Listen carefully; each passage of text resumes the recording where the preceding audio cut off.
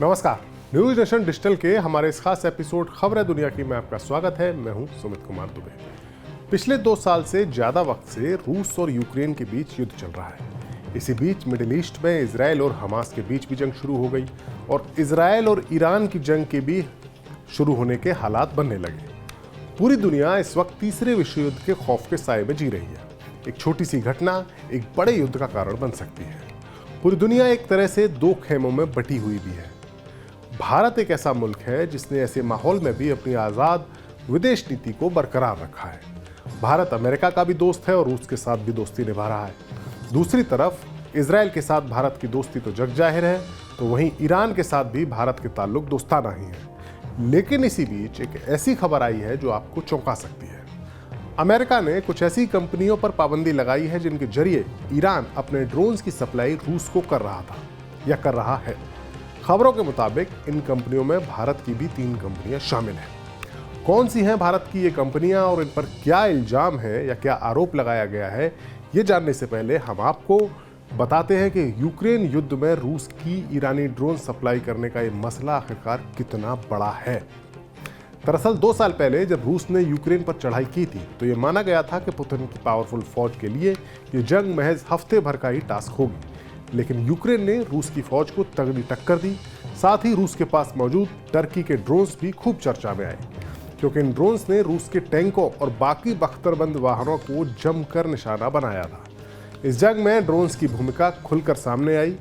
साथ ही लोगों को यह भी पता चला कि दुनिया भर में हथियार सप्लाई करने वाले रूस के पास ड्रोन्स की कोई काट नहीं है या रूस ड्रोन्स के मामले में कितना कमजोर है।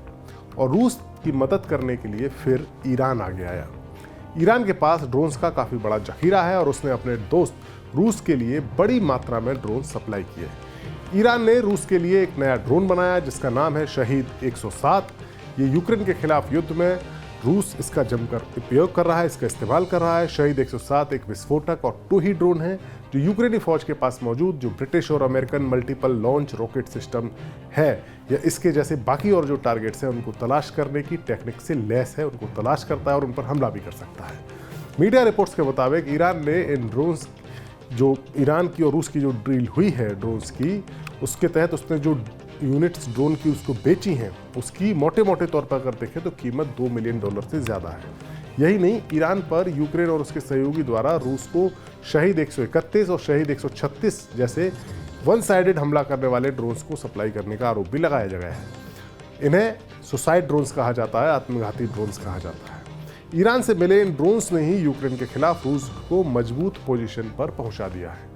और अब अमेरिका ने अपनी जांच में ये पता किया है कि ईरान ने रूस तक ड्रोन्स पहुंचाने के लिए जिन कंपनियों का इस्तेमाल किया था उनमें 3 भारतीय कंपनियां भी शामिल हैं। खबर के मुताबिक इस मामले में सहारा थंडर को मुख्य फ्रंट कंपनी के रूप में उसको आइडेंटिफाई किया गया है, जो इन कोशिशों के समर्थन में ईरान की कमर्शियल एक्टिविटीज की देखरेख करती है।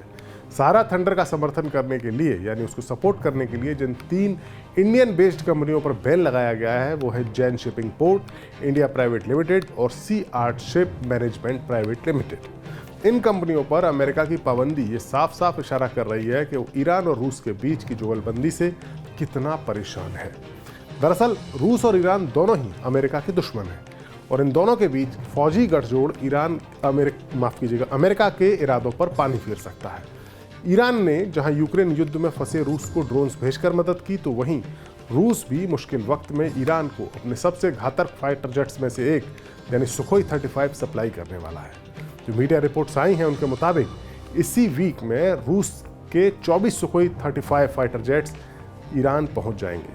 ईरान ने करीब साल भर पहले रूस के साथ 50 ऐसे फाइटर जेट्स की डील की थी, लेकिन रूस अभी तक उन्हें डिलीवर नहीं कर सका था।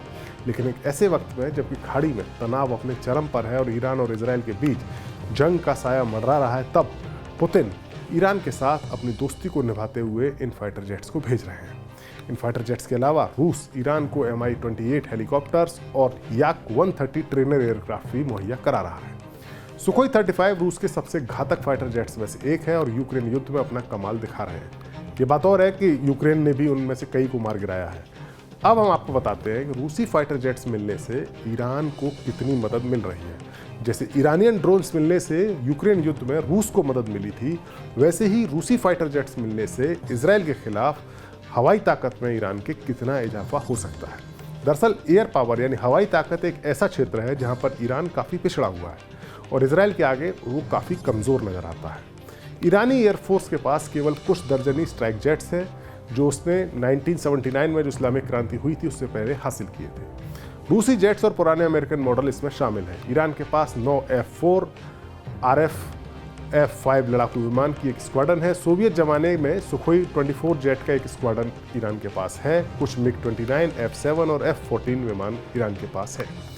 इजराइल के साथ मौजूदा तनाव के दौरान ईरान ने सुखोई 25 की जो भी उनके पास जखीरा मौजूद है उसको किसी भी पॉसिबल इजरायली अटैक का मुकाबला करने के लिए रेडी किया था। लेकिन 1960 के दशक में बने सुखोई 25 जेट विमान ईरान इन पर ही निर्भर है। इससे पता चलता है कि ईरान की एयरफोर्स कितनी कमज़ोर है। वहीं दूसरी ओर ईरान की तुलना में इजराइल की एयरफोर्स काफ़ी मजबूत है। इजराइल की एयरफोर्स के पास सैकड़ों की संख्या में F-15, F-16 और F-35 जैसे मल्टी रोल फाइटर जेट्स हैं जिनके लिए जो उसे अमेरिका की तरफ से मिले हैं। ईरान को एयर पावर में अपनी कमजोरी का एहसास है और इसीलिए उसने रूस के साथ सुखोई 35 जेट्स की डील की है। इसकी डिलीवरी अब उसे मिलने वाली है। यही नहीं, बात तो इस बात की भी हो रही है कि रूस उसे अपना सबसे बेहतरीन एयर डिफेंस सिस्टम यानी S-400 भी बेच सकता है। रूस ने अभी तक बस भारत, चाइना और टर्की इन 3 मुल्कों को ही ये S-400 डिफेंस सिस्टम बेचा है। ईरान के पास रूस का S-300 डिफेंस सिस्टम भी मौजूद है। साल 2007 में ईरान और रूस के बीच में इसकी डील हुई थी। S-300 एंटी एयरक्राफ्ट सिस्टम है। अमेरिका और यूरोपीय देशों के दबाव में रूस की सरकार यानी पुतिन की सरकार ने इसकी डिलीवरी में थोड़ी देरी की थी, लेकिन बाद में रूस ने ईरान को S-300 की डिलीवरी देना शुरू कर दिया और साल 2019 में ये पूरी तरीके से ईरान में ऑपरेशनल हो गया। 1970 में सोवियत संघ के दौर में इस सिस्टम को तैयार किया गया था और ये सिस्टम 150 किलोमीटर की दूर से आने वाले किसी भी आसमानी खतरे को पहचान कर उसको लॉक करके उसका खात्मा कर सकता है। वही टोर एयर डिफेंस सिस्टम भी रूस की तरफ से दिया गया है। वो 16 किलोमीटर की दूरी तक के खतरे से निपटने में सक्षम है।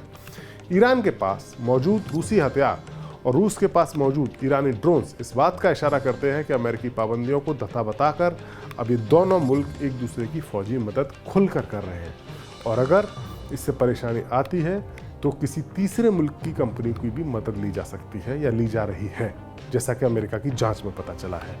अमेरिका अपनी खींच अब इन तीसरे मुल्क की कंपनियों को बैन करके उतार रहा है, जैसे कि उन्होंने भारतीय कंपनियों को बैन किया है। हमारा ये वीडियो आपको कैसा लगा कमेंट बॉक्स में जाकर अपनी राय हमें ज़रूर दें। नमस्कार।